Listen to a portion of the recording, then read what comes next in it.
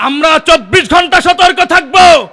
এক মামুনুল হককে নিরাপত্তা দেওয়ার জন্য প্রয়োজনের তাগিদে বাংলাদেশের 16 কোটি মুসলমান তাদের নিরাপত্তার চাদর হয়ে দাঁড়িয়ে যাবে।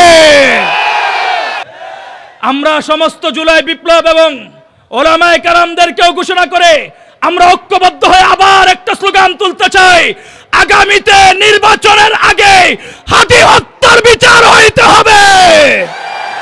আর না হয়তো আমরা হাদির বিচার করতে না পারলে হাদির মতো বিপ্লবী নেতা দেশ থেকে আরো সরিয়ে দেওয়া হবে।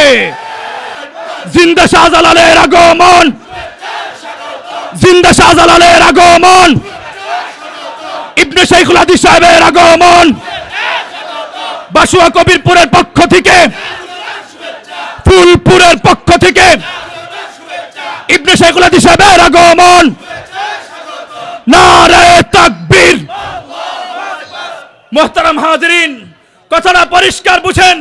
আমি আপনাদেরকে একটা কথা বলতে চাই, আমাদের এই আগামী দিনের রাষ্ট্র ক্ষমতার মধ্যে আমরা একটা বিষয় পরিবর্তন করতে চাই। আমরা শুধু দেখব কোন দলের দিকে তাকায় নয়, ব্যক্তি দেখে, আদর্শ দেখে। যেই মানুষের কাছে দেশ নিরাপদ, যেই মানুষের কাছে রাষ্ট্র নিরাপদ, সেই মানুষকে নির্বাচন করে আমরা ভোট দেব। কারণ আমরা এক হাদি হারাইছি আর আরেক মামুনকে হারাইতে চাই না। আর আসতে বলেন নারে তাকবীর। মামুনুল হক সাহেবের আগমন। কোন নেতা আছে? কোন সে নেতা? আসতে বলেন, সবাই বলেন। সারা বাংলায় শুনতে পাচ্ছি।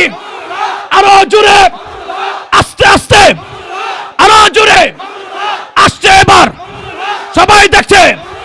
আরো জোরে। সারা বাংলায়, সারা বাংলায় তোমার নেতা, আমার নেতা, সবার নেতা, বাংলার নেতা, বাংলার নেতা, আর বাংলার নেতা, আর তোমার নেতা, আমার নেতা। সবাই বলো নারে তাকবীর। আল কোরআনের আলম। আরে দিল্লি না ঢাকা, দিল্লি না ঢাকা। তুমি কে আমি কে, তুমি কে আমি কে।